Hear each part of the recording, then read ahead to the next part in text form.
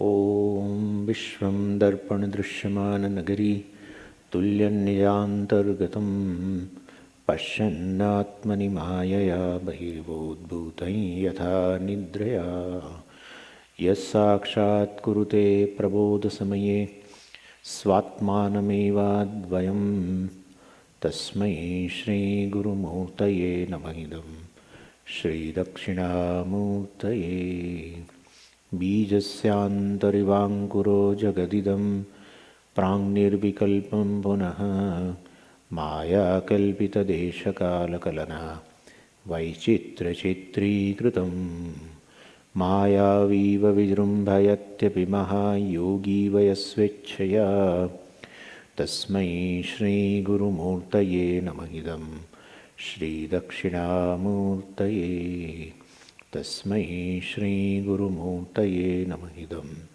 Shri Dakshinamurtaye Om Sahana Bhavatu Sahanau Bhunaktu Sahaviryam Karavavahai Tejasvinavadhitamastu ma vidvishavahai Om Shanti Shanti Shanti Sadashivasamarambham Shankaracharya Madhyamam Asmadacharya Paryantam Vande Guru Paramparam Om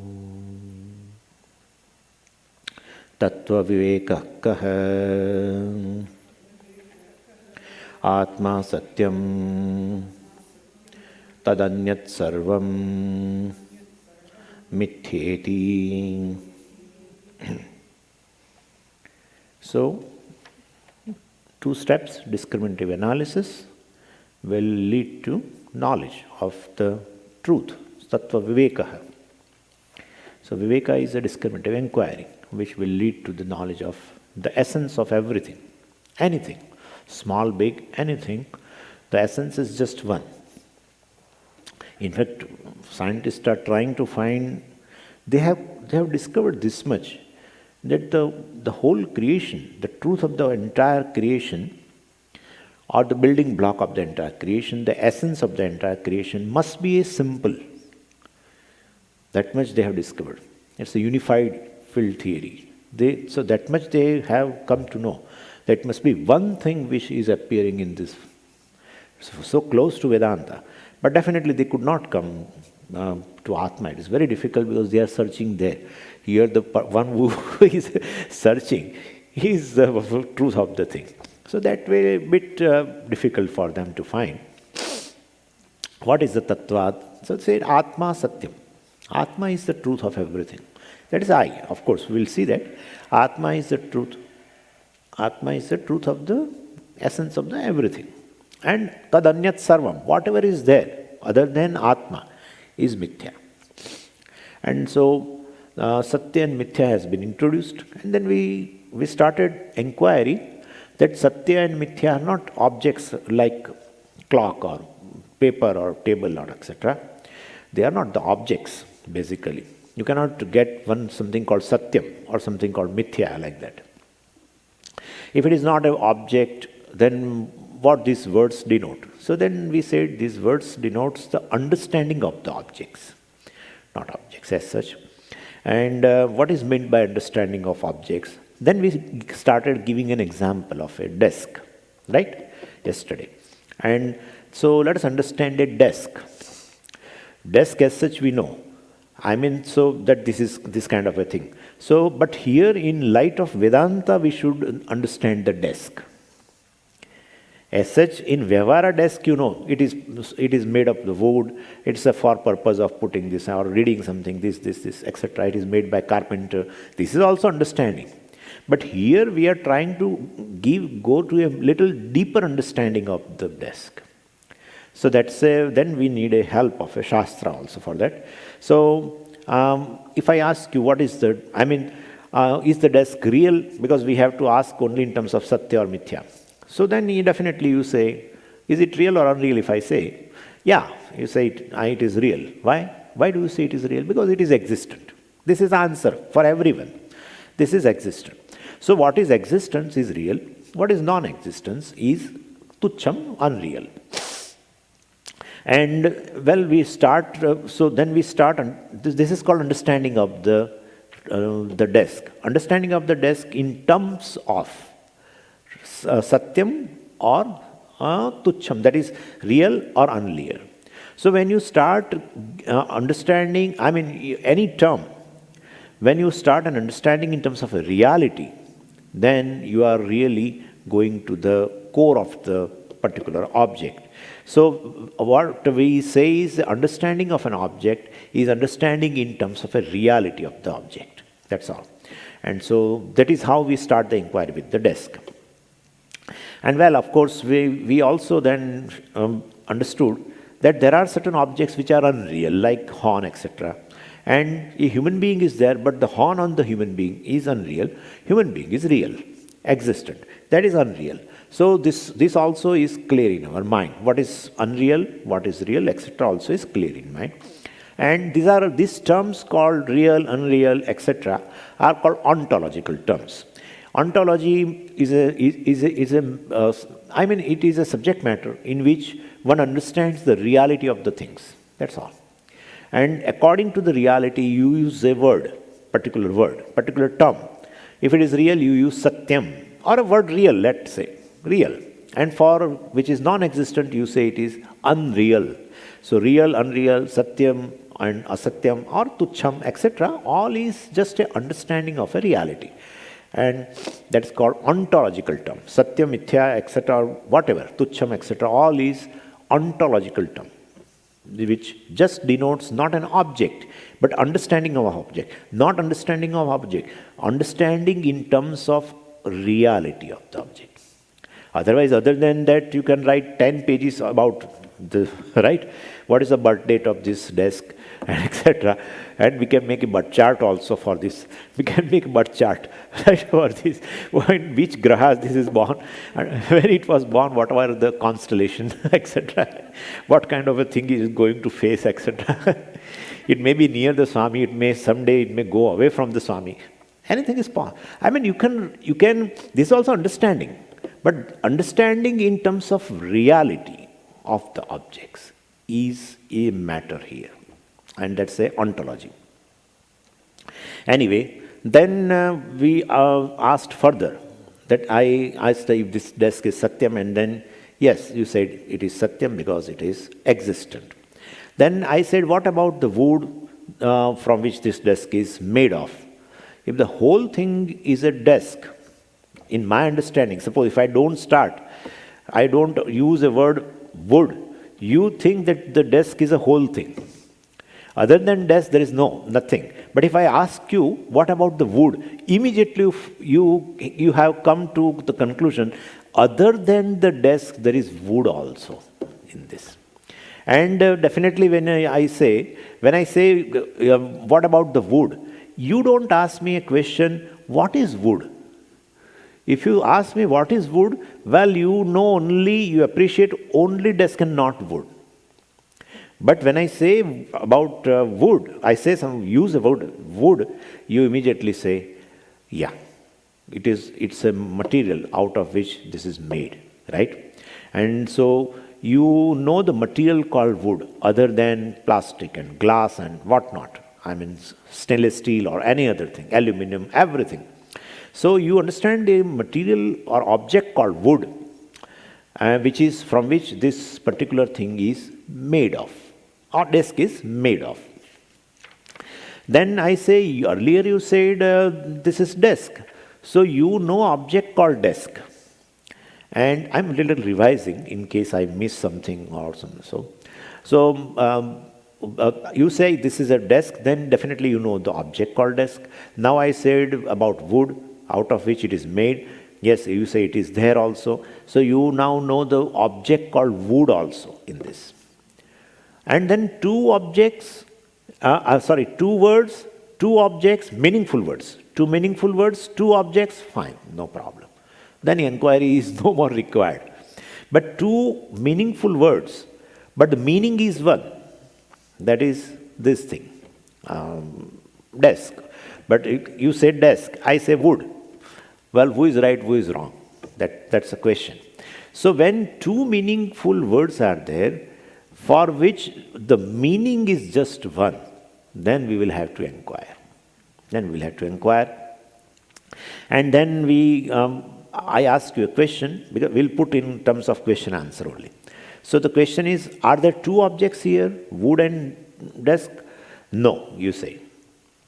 Then further, you don't want to answer, but I say, suppose you weigh the desk and it is, let's say, 40 pounds. Then this 40 pounds belongs to desk or wood, right? Then you say it is wood only. 40 pounds. We are considering a desk in which there is no nail. They make generally furniture, even in India also, without nail. They make grooves and, then they fit the things and etc. Anyway, so it's a 40 pounds is of wood only. Weight of the wood is 40 pounds in the desk. And then what's the weight of the desk? If I ask you, you say there is no weight. The whole weight of the desk belongs to wood only. Then there are two objects. Every object should have some weight. If wood has a weight of 40 pounds, even the object called desk, because you are seeing the desk and you say it is an object, then that object also should be having some weight. Weightless object cannot be there. Because, see, if you say the object is there, it should have some tangibility and weight. Otherwise, how? Like horn. You say horn. Yeah, it's an object. But you say, Swamiji, it is not. It is not an object because it's a non-existent thing. A non-existent thing would not have any weight. Then here also, it should be the same. If desk does not possess any weight, desk must be non-existent. But in fact, before inquiry, you said, Swamiji, you sit near the desk. You never said you sit near the wood. You have not told me you sit near the wood. So in your perception, desk has existence. And our experience is, if anything has an existence, it should have some weight. Otherwise, it will become like a horn, a non-existent, no weight, no tangibility. Right? Therefore, if that is the situation, one would have used the word simply wood, not a desk. Because you never use the word horn for, never associate the horn with Muktatma, let's say. It's just a joke. So, a non-existent, non-tangible, zero-weight substance called wood, called horn, is never associated with a Muktatma. Therefore, if you use a word other than the wood, desk, in your understanding also desk is there. Please understand this. Because everything is of wood, then also you say this is desk, this is chair, means more than wood you are appreciating something. If you are appreciating something, it is existent. Definitely. And so this is some different kind of a reality. It is not self-existent. Desk is not self-existence. Right? Desk is not self-existence. But you cannot dismiss the desk completely also. This is a situation. Then maybe it may be a pile of wood. Or let's say wood pulp. Then you have not used the word desk. You must have used the word pile of wood. Wood pulp you would have used. Right? But you are using word desk other than pulp or all these things. The pile, etc. Definitely you are appreciating desk clearly in your mind. Not chair, not this, not pile of wood, not pulp, wood pulp, etc. You are definitely appreciating this desk. Means as existent thing, right? You are able to appreciate it. But when you look into further, you find it looks as though wood is, this is non-existent. This is non-existent. Looks. And if it is non-existent like horn, well, you would not have used the word from the beginning. You said Swami M has come. But along with his horn, you won't, because you find it is non-existent. And therefore, so otherwise you would have used. Oh, Swami has come along with the horn today. But you never use, means you never appreciate it. You never appreciate it because it is non-existent. But here in case of this, you appreciate. Please understand, this is, the word desk is in transaction other than the wood. Nobody tells, go and sit on the wood. You will definitely say, go and sit on the chair. Take the help of wood, they never say. Take the help of table, dining table, this, etc. Take the help of desk, right? Definitely say. Take the help. I mean, go and sleep on wood, we won't say. Go and sleep on cot, right? So, I mean, it has a reality, some reality. But still, it is not self-existent. Generally, reality and self-existence goes together in my mind, because that's what the question started. Is the desk real? Yes, you said it is real because it is existent, right? That's how you started. And then we have gone further. Well, it is existent, correct. Is it self-existent or not? No, it is not self-existent, definitely. And it is not a wood pulp or just a pile of wood also, because it is useful. Please understand this very well. To appreciate Vedanta, all this thing is required. Desk is something which is useful also. Therefore, made in a certain way. It's not a pulp or it is not a pile of some wood. Pile of wood is maybe useful for fire, etc. May not be useful for this purpose.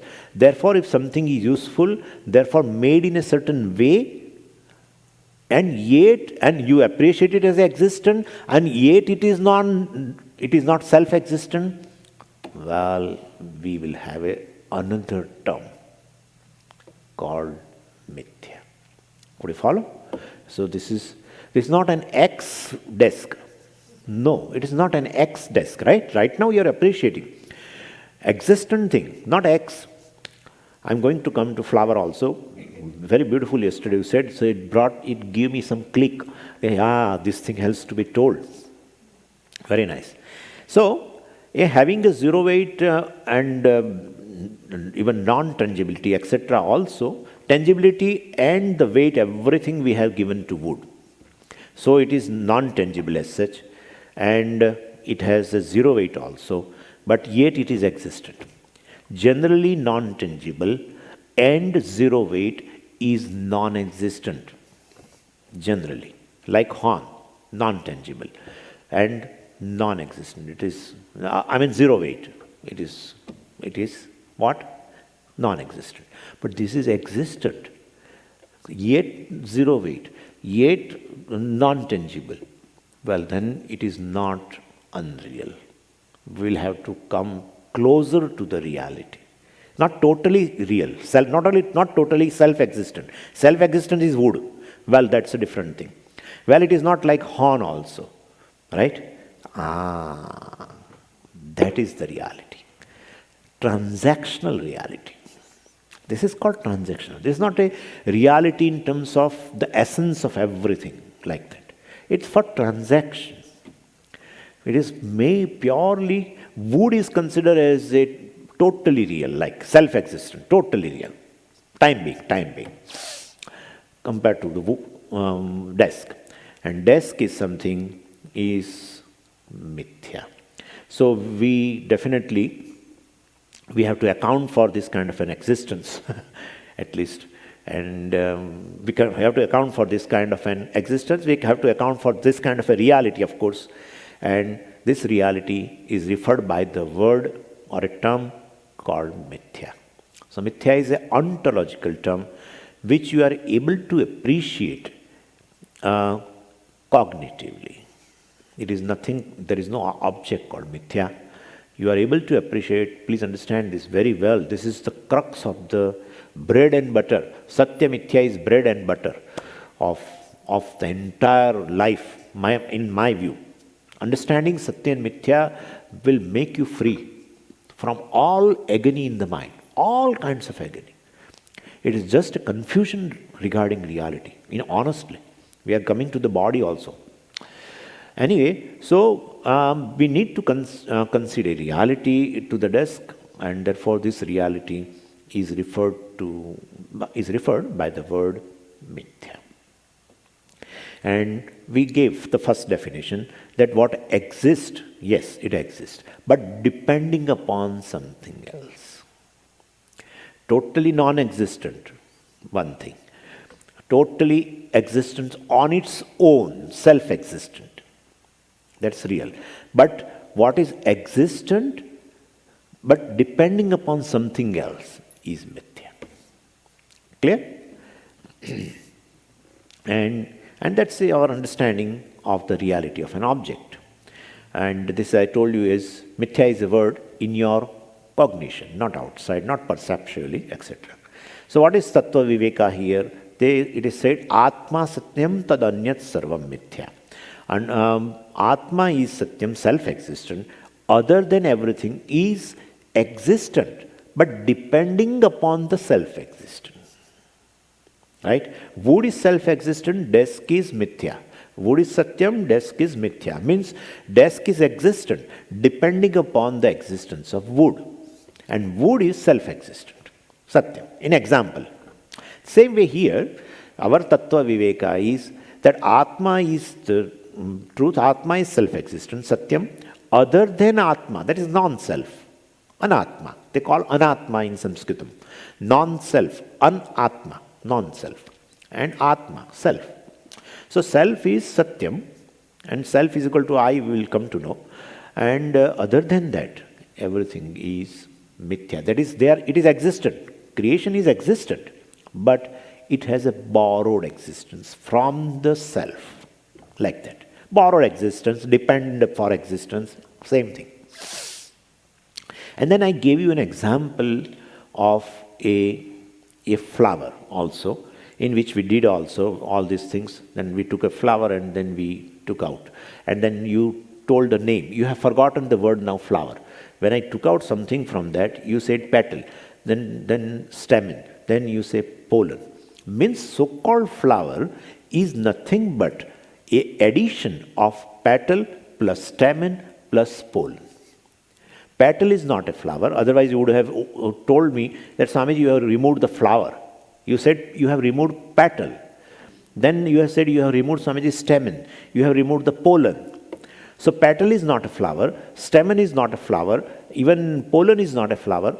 But somehow when they got together, right, all these parts put together is flower. Clear? So this is a definition of a mithya, that what is put together depending upon various factors. Of course, put together by human being, put together by nature. Well, flower is put together by nature, by Ishvara. So what is put together depending upon various factors is mithya. So we say the flower is mithya, we don't dismiss the flower as such, and it cannot be dismissed as a horn, etc., as a totally non-existent, but neither it can be taken as a self-existent also, because it is nothing but addition of parts only. And every part is not a flower. Every part, just a part is not a flower. Right? You have a separate name for that. You have a separate name also for that. If it is a flower, you would not use the another name. No, Swamiji, it's another name, but it is meaningless. No, you cannot say it's meaningless. It's in dictionary. Dictionary is not a collection of meaningless words. Therefore, it's a meaningful word. Meaningful word means it has its own meaning, and which you are able to appreciate also, other than the flower. Right? You appreciate something called flower, but when I remove a part of it, you are able to appreciate it separately. It has its own reality kind of a thing. Anyway, so flower is not self-existence because it is depending upon for existence on what? On petals, etc. On pollen, on stamen, etc. It is depending for existence, and therefore it is not self-existence. It is not even non-existence, otherwise you would not have used give me flower. Then it's like giving me a horn, right? Give me a horn of Swami M. It's not there, Swamiji. What can I do? So in transaction, for any non-existent will not be used in transaction, right? Transaction means you appreciate, and other person also appreciates the reality of it. And therefore, This is something, not non-existent, not self-existent. If it is self-existent, then even if I remove the parts, you would be able to appreciate flower. But you say, Swamiji, flower is gone, right?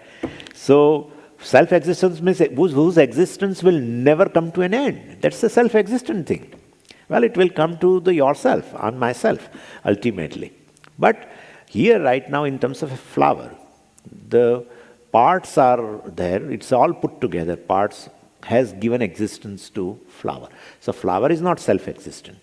Its existence depends upon these three things. And it is not non-existent also. Could you follow?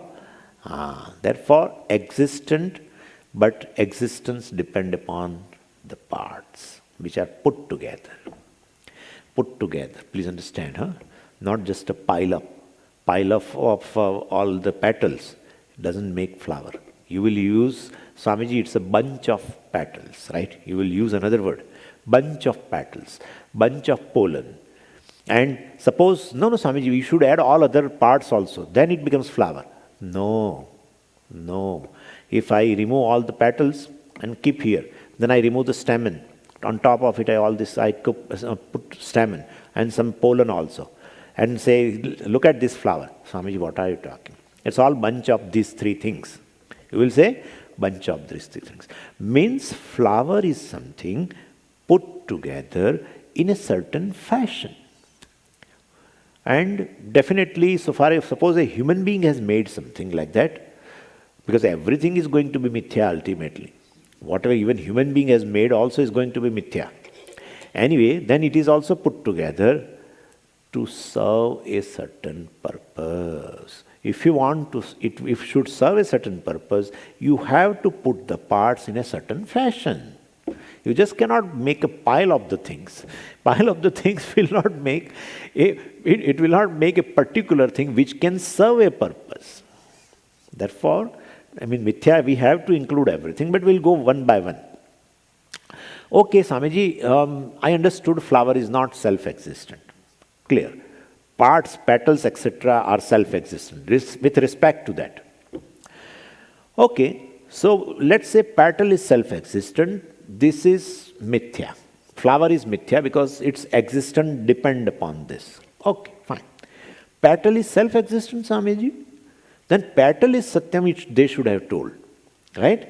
Instead of Atma satyam, they should have told petal satyam tadanyat sarvam mithya. So tadanyat sarvam means all the flowers are mithya.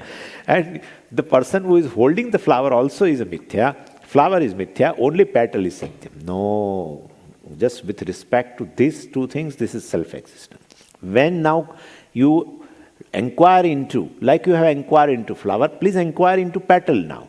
Then you will find it is depending upon its existence. Existence of a petal depends upon something else. Its existence again depends upon something else. Its existence depends upon something else. If you continue like that, then you will come to the same definition.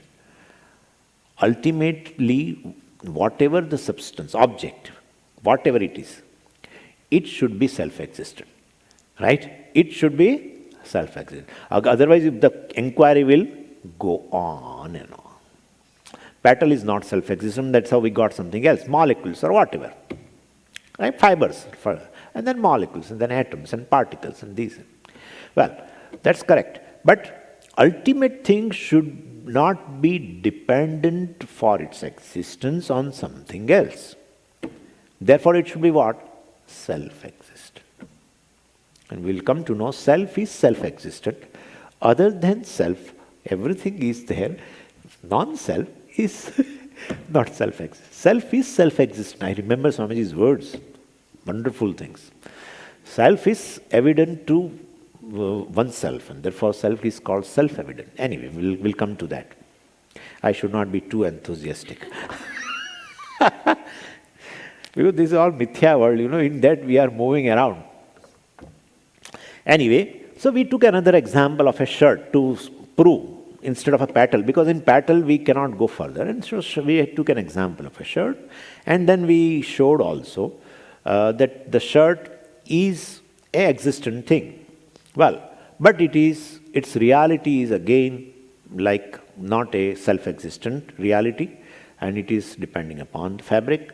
Well, then the fabric is called Satyam, and this has become Mithya, right? Dependent existence.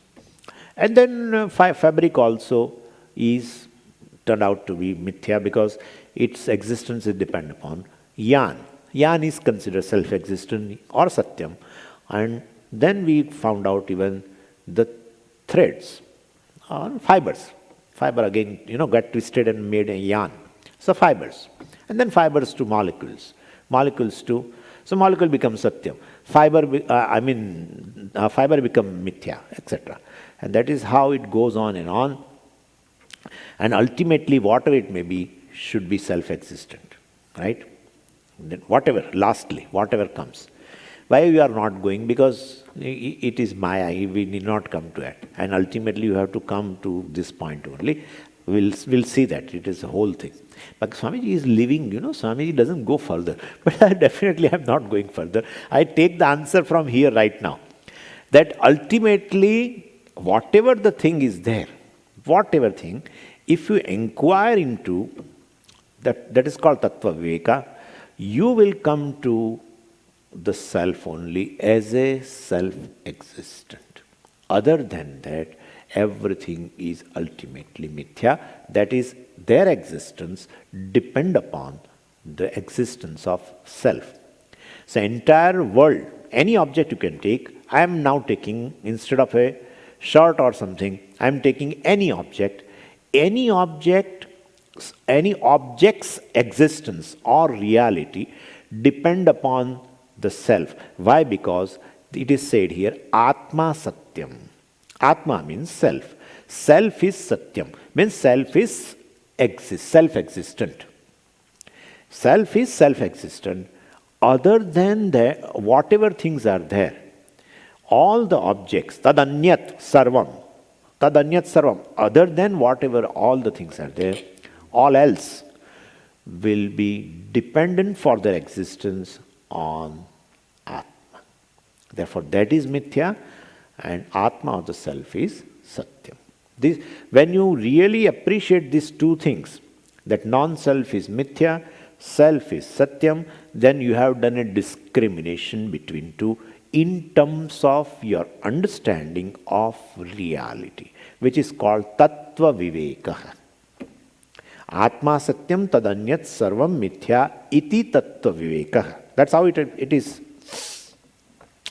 So Atma Satyam, that's an opening, and in fact that's a statement. Basically Atma Satyam is, in one or other way, it is a statement of a Upanishad. Tat Satyam, Sa Atma, etc., etc. That is in Chandogya Upanishad also it is there. Tat Satyam. Tat means here they said the entire creation, the cause of the entire creation, that is the Paramatma or the Atma, is Satyam. That has been told in the Upanishad also. So we feel that Acharya here has taken this, a quote from Upanishad. Atma Satyam. What is Atma? That is going to be told, of course, but here let's take right now. Atma is one who experiences everything and in whose presence all experience takes place.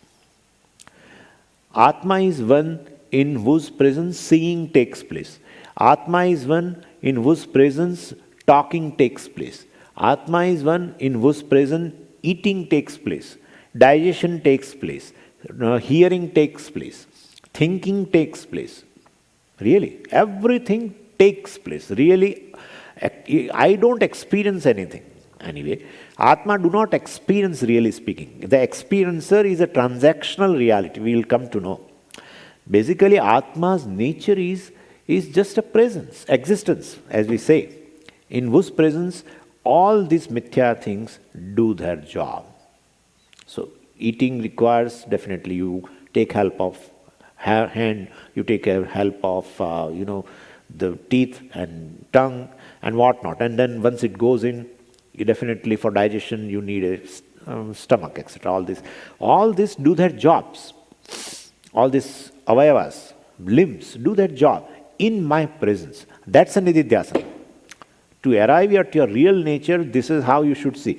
I am an experiencer of everything is not a really you will come to know the nature of yourself. Nature of yourself, if you want to know, this is how you should do. Seeing takes place in my presence. Thinking takes place in my presence. Hearing takes place in my presence. Going takes place in my presence. Catching takes place in my presence. Everything takes place in my presence. Decision takes place in my presence. I decide. Well, you have not arrived at the reality. You don't decide anything. You are not an agent of an action. Anyway, so in whose presence alone in whose presence not all experience takes place. In whose presence alone all experience takes place. There is nothing else. No other conscious being. You require a conscious being in whose presence every experience takes place.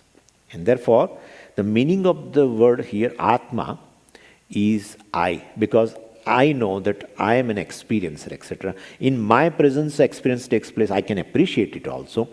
Therefore, Atma, if you are going to give a definition like this, that in whose presence all experience takes place, or Atma is one who is experiencer of everything, well then I experience everything. Okay, then Atma is none other than I.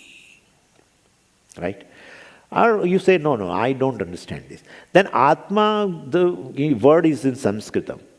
And it's in English, we call it self. And self means really I. That much I can appreciate. When I say I, it is the first person singular. Right? First person singular. When we say Atma, I is called Aham in Sanskritam. That's the first person singular. When you say Atma, it is third person singular. But when you say Atma is self, then self is I. So one was telling like this, that I means Aham, and Atma means a third person. Then how can be this third person singular and first person singular are same? Well, here it is same. Word is different. The meaning is same only. And Atma is translated as a self, and self means I only, that much. Because I always say myself, right? Myself. Or you address some other conscious being, you say yourself. But ultimately it is associated with the conscious being who is experiencer of everything. Without conscious being, there is no experience. Right? So conscious being is required to experience, or conscious being's presence is required to have an experience. Either way, ultimately you will have to come to I only. For what? For Atma. Right? Atma Satyam means I am Satyam. I am self-existent. Other than I, everything is depending for existence, depending upon me. Therefore, everything is mithya. I am Satyam. I am self-existent. Everything is not self-existent, dependent existence. They have a borrowed existence from me. I have so much of existence as a wealth that everyone has borrowed from me. I am by nature existence. That's all it means. Anyway, like everyone borrows heat. Anyway, why I am going so fast? But everyone borrows heat from one source, and that keeps giving and giving and giving and giving and giving and giving and giving. Today, tomorrow, day after tomorrow. Keeps giving and giving and giving and giving. It doesn't have a dearth of heat, right? That is the nature of fire. So if everything, what has gone, what is going to come, what is right now, everything borrows existence from me. And therefore, I am the Satyam, tadanyat sarvam. Whatever is there is mithya. We'll have to understand this. Anyway, so Upanishad tells Atma Satyam, Aham Satyam. And we understood now what is Satyam is self-existent. And based on what we have seen, we can appreciate that Atma is self-existent. But then what about other things? Well, they are not self-existent. They are not independent of the Atma. So Anyat Sarvam, everything else other than Atma is Mithya. So you said something not independent of Atma means what? See, anything borrows an existence cannot be separate from that. That you know very well, right? Cannot be separate. Even a flower. Suppose a flower is a mithya thing. It has a dependent existence on parts called pollen, stamen and petals. Then flower cannot be independent of, cannot be separate of all these three parts. Clear? Same way, other simple example if I take pot and clay. A pot has a dependent existence and clay has an independent existence, then definitely pot is never independent of clay. That's how it is. Pot mithya, clay satyam. That's how it is. Right? In example, clay is satyam, self-existent, pot is dependent existence, has a dependent existence. So, Atma Satyam is Aham Satyam or Atma Satyam, let's keep that way. And other than everything is Mithya. This is a Tattva Viveka, a discriminative analysis and an inquiry leading to this understanding of the truth revealed by the Shruti. Now the self-existent Atma is a Satyam, and but if it is not understood that way, even though it is self-existent, I don't understand that way, I don't appreciate that way. That is how the discrimination is necessary. Otherwise, why discrimination is necessary? Like if I am able to do, like if I tell you pot and clay, you can immediately understand, what is mithya and what is satyam. You might have taken pot as a satyam. People take pot as a satyam. People don't appreciate clay at all. It happened. I told some person that you please clean, you help me in cleaning the room. And then he helped. And then he put that, what is that? Broom, With the help of broom, he removed. And then I said, still some clay is there. And again he did. He said, Swamiji, I have done another, once again. Now it is not even a speck of dust or clay is there. I said it is still there. And not there, so much of clay is there. And he literally took this pot like that and put the broom also like that. He is holding the pot and doing that. Pot is appreciated as a pot, not as a clay. This is how it is. The same situation here. What is the situation? See, this self which is really, or Atma which is self-existent is taken for, it is taken for something which is not self-existent. Atma is taken for something which is not self-existent. Something is not self-existent and I take it as a self-existence. Second thing, because it's a confusion. So other part also is there. And what is self-existent in reality called Atma is not in our cognition at all. Can I repeat once again? Atma is taken for something which is not self-existent. And self-existent Atma is not in our cognition at all. We are not able to appreciate it at all. So it is not understood at all by us. So when the self-existent Atma is not understood, then what is understood as a Atma is not self-existent. Could you follow? See, when the self-existent Atma is not understood, then what is understood as Atma is not self-existent. You take something which is really not self-existent, but you take it as a self-existent. And that shows that Atma as such is not appreciated by you. Atma is not at all understood by you as a self-existent thing. That is called confusion. That is the confusion. So in other words, mithya, which is really not self-existent, that is dependent existent, which is mithya, is understood as a real, and real is not at all understood. Real is not at all understood. And that means it is called self-confusion. The confusion with respect to self. Self is self-existent. But it is taken as a, Atma is, taken, Atma is taken for something which is really not self-existent. I should put it properly. Atma is taken for something which is not self-existence, which is actually a mithya thing. That mithya thing is taken as a satyam or Atma, and Atma is not at all understood by us. That's called self-confusion. Well, and what is that? Simple. Body.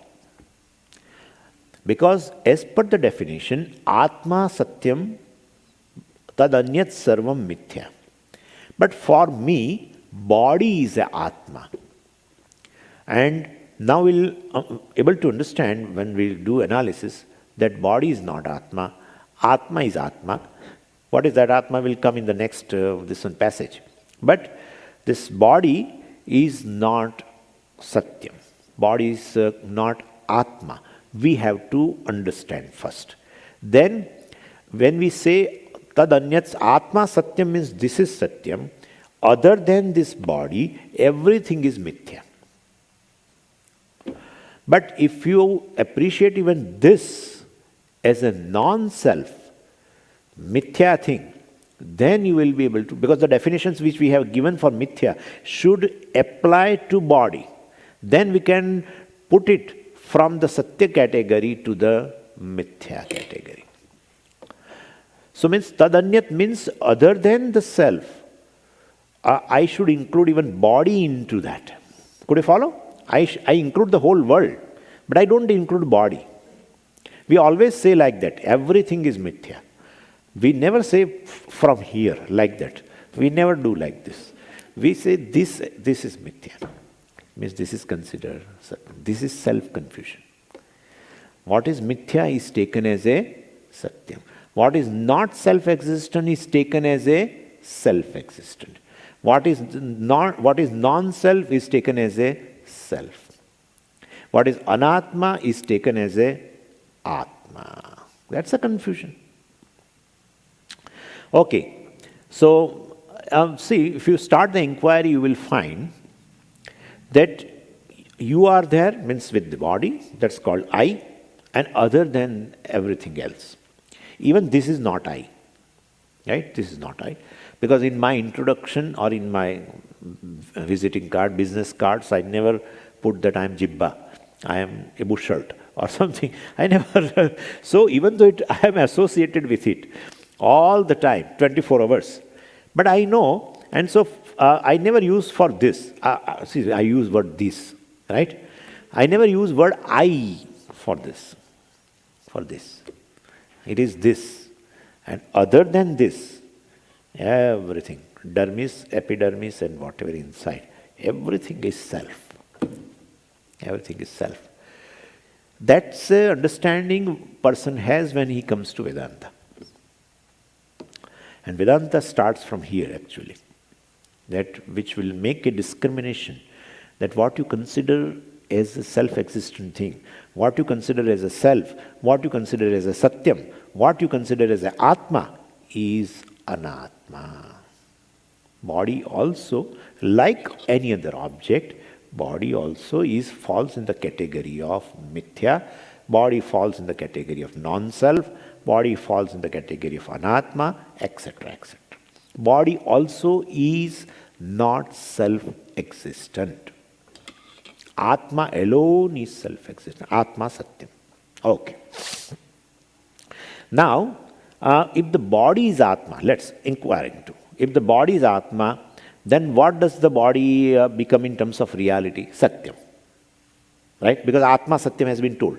Atma Satyam. Now you say body is Atma. A body is Atma. Then body becomes real. If this body is real, then you cannot say body is Atma and therefore it is real. Tad Anyat Sarvam. Other than whatever is there is Mithya. Other than this body, everything is Mithya. You cannot tell. Because as this body is Satyam, this body also is Satyam, this body also Satyam, This body is Satyam, this body is Satyam. Every body is a Satyam. So therefore that statement cannot be right. If Atma is a body and that is Satyam, then other than that everything is Mithya cannot be told, because the status of this body is the status of other body. The reality of this body is the reality of other body. Therefore, if you tell it as a real, then other bodies are also equally real. Right? Then you become chota real, small real. And other than that, whatever is there, also real. And that real you cannot compare. Vast. Right? Whole universe. Different bodies. This is also body. This is also body. This is also body. This is also body. Everything body. Why can you, how are you saying this is body? You don't know, you can't make us full. Yeah, well, this is made up of 5 elements. And this is also made up of 5 elements. So then what is the difference? Maybe a proportion may be here different. Here the proportion may be, here water may be more, here water may be less. Right? Here the fire may be a little more, here may be less. But it's ultimately 5 elements. Entire universe is made up of 5 elements. Well then, if this 5 elements is Satyam, our body is Satyam, everything else becomes Satyam. Then you are small Satyam. You are Atma, small Satyam. Entire universe is Satyam. That Satyam we cannot compare with. This Satyam is bigger than this Satyam. It's so vast, not available for comparison. Anyway, then the world becomes overwhelming. That's how it is. That's how it is. The world is too much for us. Sometimes we want to forget the world. That's how. That's how people want to forget, by going to sleep or by doing something. They want to forget because the world is overwhelming.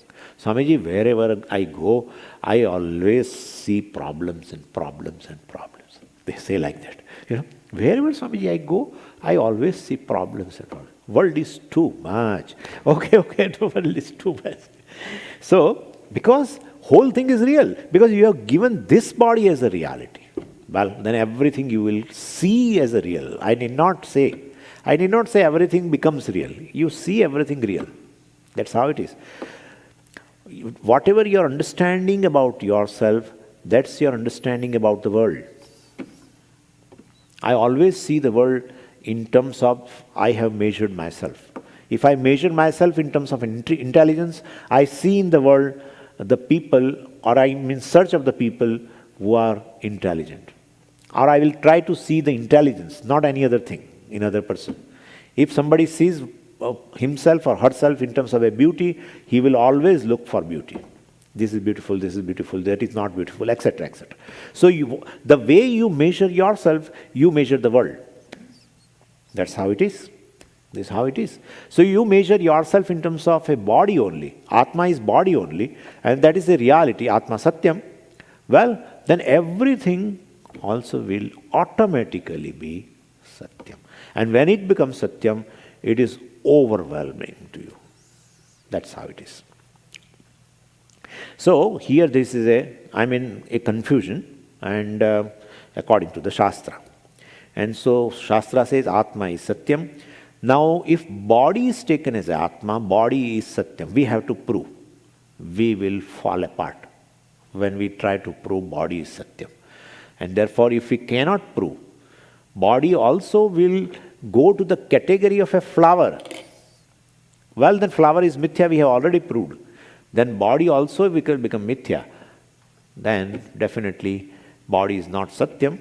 If it is Mithya, means it is not Satyam, then body is not Atma.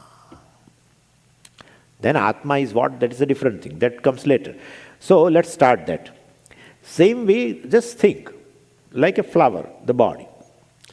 See, to prove the Mithyatvam of a flower, what did I do? I removed certain parts. And each part was not a flower. Right? You have a separate word. Meaningful word. Meaningful word means that that particular object is the meaning, for which you have used the word petal. Right? So, petal is a part of the flower, but yet petal is not the flower. That's how we have to go. Same way like that. So, this human body. Start. What is a petal? Like a nail. Is the nail a body? No. Nail is not a body. Nail is nail. Body is body. Nail has a meaning. Whenever there is a nail, if the nail is a body, wherever there is a nail, you will say, hey, it is human body. Then somebody will tell you, get corrected. Yeah. Yeah, you will say, oh, nails, some people, cut the nail and then it is flying there. You say, you remove this. In India, it is called ashuchi. What happens, this is just by the way. This, whenever you cut the nail or a person cuts the hair, then the body becomes ashuchi, impure. You will have to take bath. That's how it is. So this is in Dharma Shastra. So if one person goes to barber shop or something and get cut, then he comes and eats and touch everywhere. It can't be done. Like you suppose somebody goes to crematorium or something, burial ground, and then in India, because the body has become impure by touching the dead body, etc., and therefore you have to take bath. And say how important it is not to spread the corona, etc. It's so important. In Hindu Shastra, whatever has been told is so important. I sent to our Chitraji one few things that, we were following those things, and then people used to say, hey, they were laughing at. And now it has turned true. Washing the hands and this and that. And anyway, but this is how it is. So nail is a nail. If nail is a body, I would not appreciate in terms of nail. I would say body. And wherever there is nail, I will say body. But I definitely appreciate distinctly nail other than the body. Right? Other than the body. And therefore, you can cut the nail and suppose, throw it away also. You won't say it is a body. Nail is not a body. Then a finger is not a body. We need not cut the finger, but then it is to be understood. Then dermis is not a body. We have separate words. Like the petal, stem and pollen are separate words. Means they are different objects. There is a corresponding, there is a relationship between a word and in a meaning of a word. One-to-one relationship. Sometimes there are words which are, synonymous words. That's correct. Synonymous words are there, but they are not synonymous also. Like nail and body are not synonymous words, right? These words, nail, N-A-I-L and B-O-D-Y, these nail and body words are not synonymous, indicating one object. No, definitely not. That's how someone says that I polish my nails. Nobody says I polish my body. No one says I polish my body. So they have a distinct appreciation. Please understand, like a desk only. This is happening like a desk. You are able to appreciate the reality of the desk, yet you cannot arrive at an independent entity called desk. That is the thing. That's the thing. You appreciate in transaction, but you cannot arrive independently. So that's how it is. Anyway, so a finger is not a body, dermis is not the top, dermis is top layer of the skin is not a body, epidermis, which is a lower layer, is not a body, flesh is not a body, blood is not a body, bone is not a body, marrow is not a body. Then you remove everything, like I have removed. Then minus all these things. What is body? It is not there. Okay, it is not body. Then you combine everything. Put lump, everything. And how it is to be done, garnishing, etc., I don't want to say. It is not a body. Swamiji, it is, every part is not body, but you mix up its body. No, it's not a body. Like, I told you, a pile of wood is not a desk. Or a wooden pulp is not a desk. Same amount of wood you take, which I am calling right now as a desk. You take the same amount and make a pulp kind of a thing. Or you make a pieces of this and make a heap of, the wood. You won't call it as a desk. You say it is a heap of wood, pulp of wood. Could you follow? Yeah, This is how it is. And therefore, body is what? Without these parts. Minus all these parts called dermis and these and blood and what is body? It's not there. Without pollen, this and stamen and this petals, what is flower? Oh Swamiji, there is no flower. So when all these things, petals, etc., put together in a certain fashion, we call it flower. Flower has no independent existence. Right? Flower's existence is borrowed from the parts. In a certain fashion, again, in a certain fashion when you put together, then existence of flower comes. Not just a pile. And therefore, same way here all these things put together, 6 liters of blood and everything, they call it. It's too much. So ultimately it is not. It's so wonderful thing, till it is having a good packing. Anything under packing appears good. We have in India, when, the Diwali, we have that Deepavali festival, very big festival. Then people used to give the gifts to each other, in which generally dry fruit box or some our sweets, etc., and then wrap properly and beautifully, and then write also some with best compliments and these, then give it. And those things should never be eaten, even if they are all dry or nuts or if they are sweets, because Diwali is a time when they, all these shopkeepers, they take out their old stocks and they fill up. And then they wrap up and give up. So that was a time when people used to eat that. And then they fall sick also. Because it's not a good thing. But under the packing, even a dirty thing appears good. Same thing here. How do you say? Anything which comes out of the body, you don't like. I don't want to go. So under packing, everything is good. Under packing, everything is good. That is how Bhagavan has given a very beautiful layer, 6 layers of packing. And the top layer, called dermis, is really we love. We love, right?